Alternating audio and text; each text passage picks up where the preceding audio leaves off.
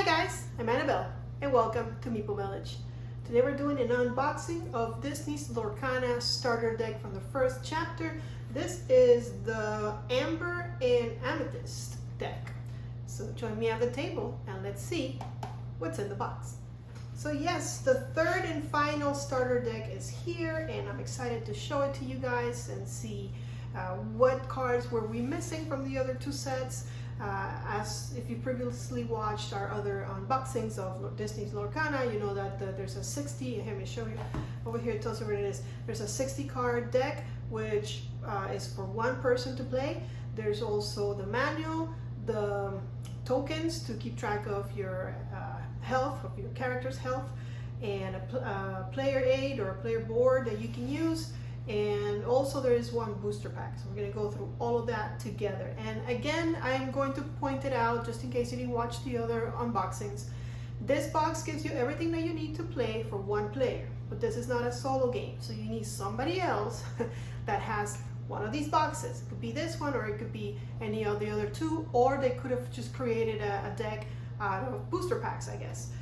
Which is probably very expensive, but you know, they could have done that, or tweaked one of the starter decks, adding more boosters. The thing is, you need someone else that has 60 cards that can play against you. Every deck includes 2 colors, so that's why this one has those 2 colors that I mentioned previously. But let's go, let's open it up. So if you don't know much about this game, it's a CCG, a collective card game, kind of like Magic the Gathering, and there's many others out there, Pokemon Go, etc., etc. It takes a little bit of all of those CCGs and kind of takes the parts that it likes and puts a Disney theme on top of that.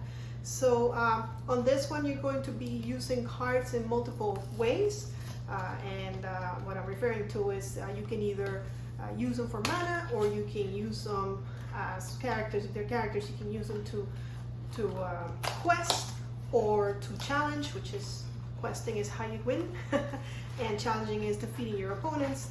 And then there's actions, there's items, there's songs, there's lots of things. So that's it, empty box. And here we go, here's our deck, which if that's Ariel, then this is going to be my favorite out of the starter decks, because Ariel and the Little Mermaid is my favorite movie, Disney movie. Well, I mean, other than Star Wars, if you count Star Wars, then forget the Little Mermaid. But if you don't, then I think it's because it was one of the first ones that I watched, animated films that was so well produced. The music was amazing.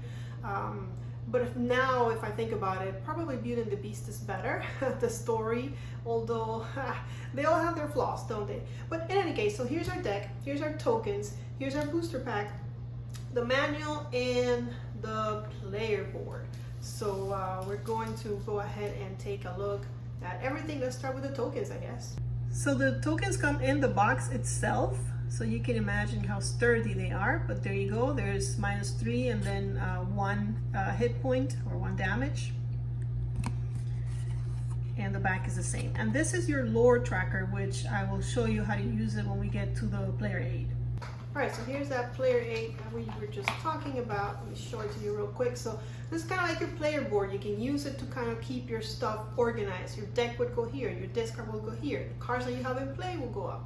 The cards that you're using as inkwell or mana will go down here. And this is your lore tracker. And you are racing to get to 20 lore in order to win the game, and this could track it for you. And if you flip it, you'll see that it's the same on the other side, except that the deck is on the right hand side in case you want to play that way.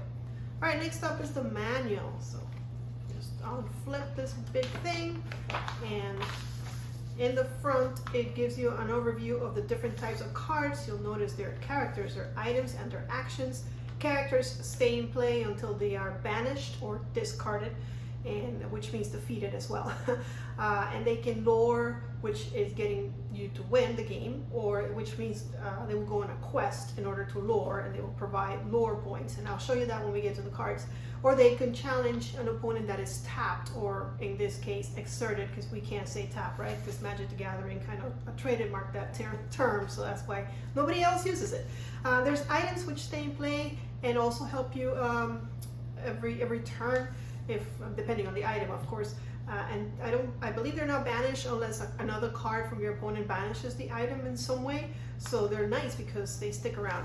And then actions, which are one-time use, kind of like instants on Magic, although they can only be used on your turn. In this game, there is no player interaction. You are not going to be doing anything while your opponent is playing. You're going to do everything on your turn. But you can do an action that gets discarded and you do whatever it says on the card. And then there are songs, which are actions, but you can use them for free if you meet the requirements. So usually you'll say if you have a character that costs 2 manas, they can sing this song for free, or something along those lines.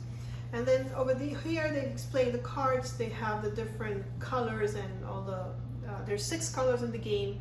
Like you saw, this one has 2 colors, which I forgot which ones there were already. Amethyst and which one was the other one? Was it Amber? I think so. It was Amber and Amethyst. And then down here is the rarity key, so it'll tell you how rare your cards are. I've never seen a super rare or a legendary yet. All I've gotten is up to rare. Anyways, then the back goes into detail about how to play the game. What does it mean to exert a card, and then it tells you a little bit of what your deck is good at, which I really appreciate. I haven't really read the other 2. I mean, I read the first one, but not not this one, obviously, because I just opened another one prior because I haven't played with it yet. But I like that they did that. I believe when I opened the steel, it kind of showed me a little bit, hey, your deck is really good at drawing more cards and using them as mana, so you can get your big creatures out, because the steel and sapphire deck has a very big creature that costs 8 mana, so you want to get it on the table as soon as possible. So yeah, and then it tells you about damage counters, and then it gives you a turn reference at a glance, which is really nice. And that's it for the manual.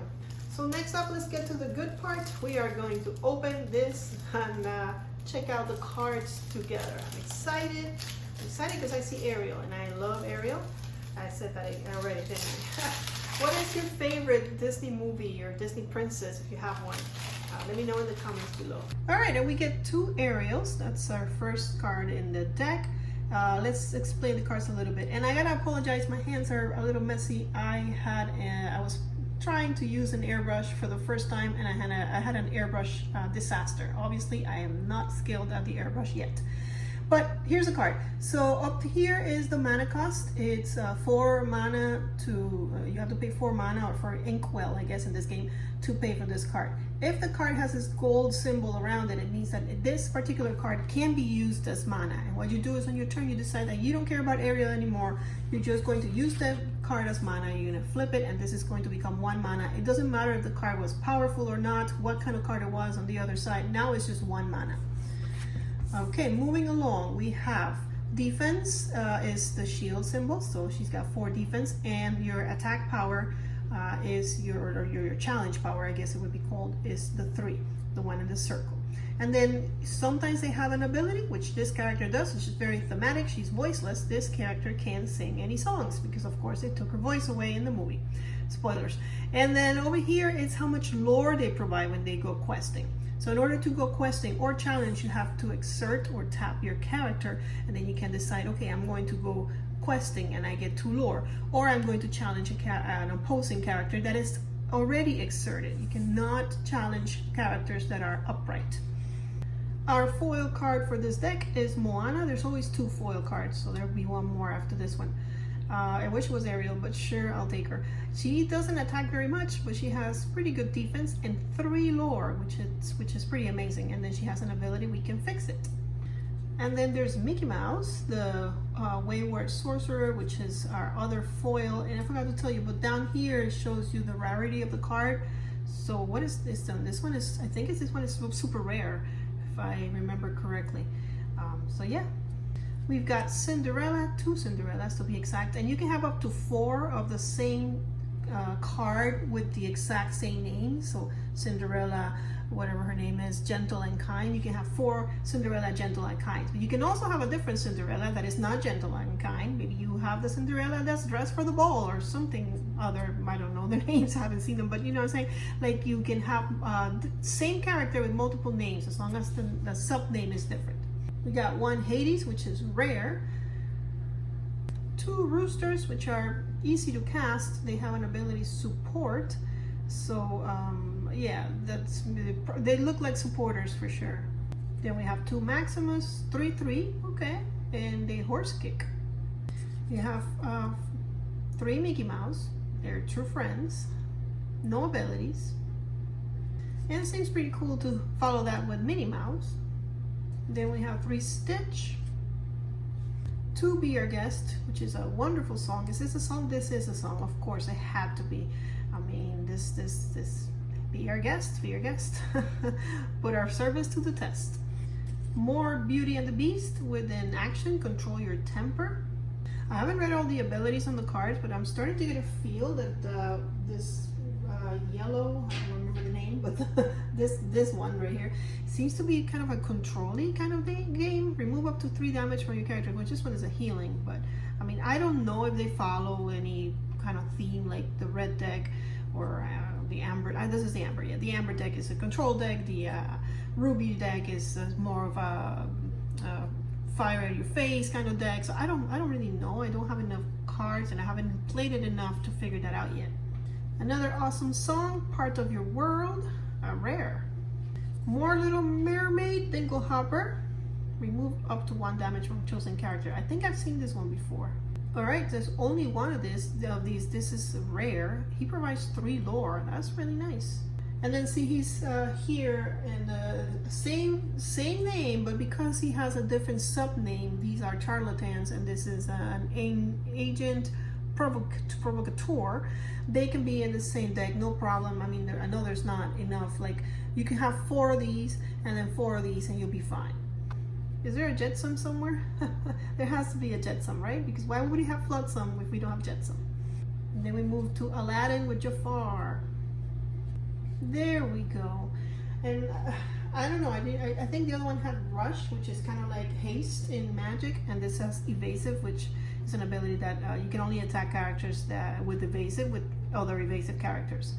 But he also has Sinister Slither. Look at that. All right, the Magic Broom from Fantasia makes an appearance. And there's Maleficent. I do believe we have Maleficent in another one of our decks, and I do think that we got this one on a booster pack recently. This is an uncommon. Do you want to build a snowman? Because we have Olaf. He has no abilities. He costs 1. Okay, well, I mean, it is just Olaf, right?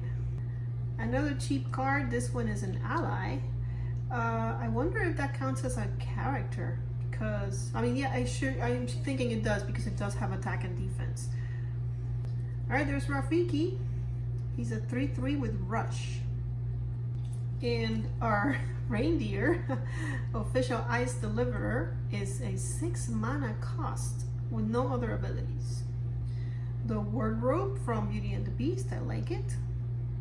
There are just so many characters and so many like things they can pull off from movies and you know, just Disney in general, that there's content here forever. I haven't seen any Coco or any what is it called, Encanto, you know, those newer movies. I haven't seen a lot of there's a lot of stuff that I haven't seen, but I do see Friends on the Other Side, which is from Aladdin, and this is a song. And that's it. That was our deck. So all we have left is that booster pack, so let's crack it open and try our luck over there. I will admit I'm not planning on buying tons of booster packs because I know how crazy that can get.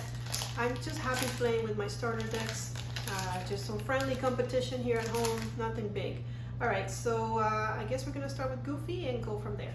So there's Goofy, 3/4 evasive. Okay.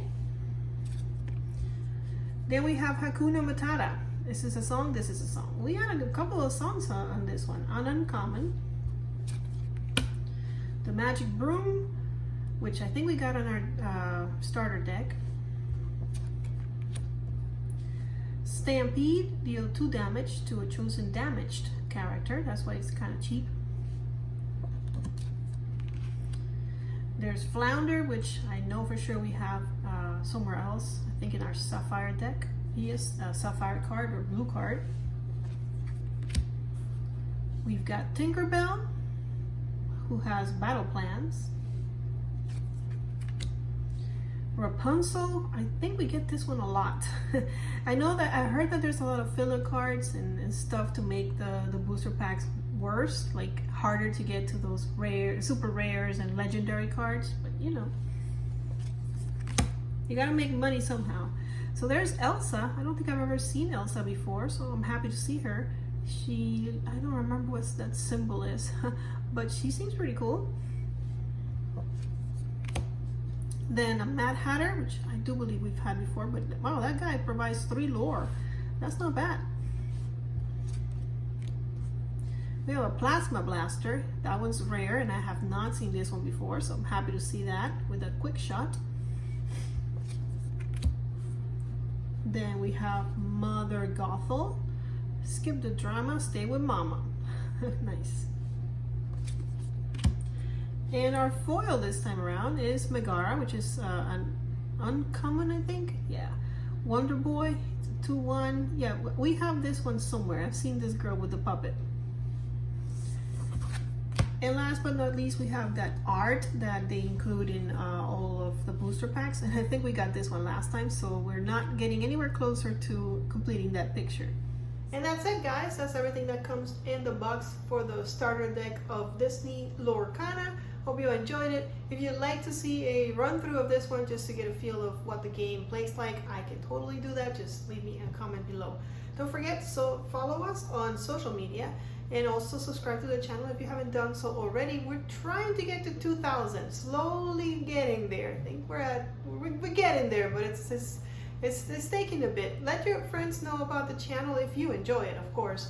I do strive to get you guys close to the action, or as close to the action as I can get, and give you different angles so you can see the games better and enjoy them as I play them, and try to explain as I go along and try to explain what I'm thinking. So hope that you are enjoying the content. Let me know in the comments below what you think, what I can improve on. I'm always, you know, I like feedback. Feedback is a gift, is what my band says. All right, guys, I'll see you on the next one. But until then, may you play more games.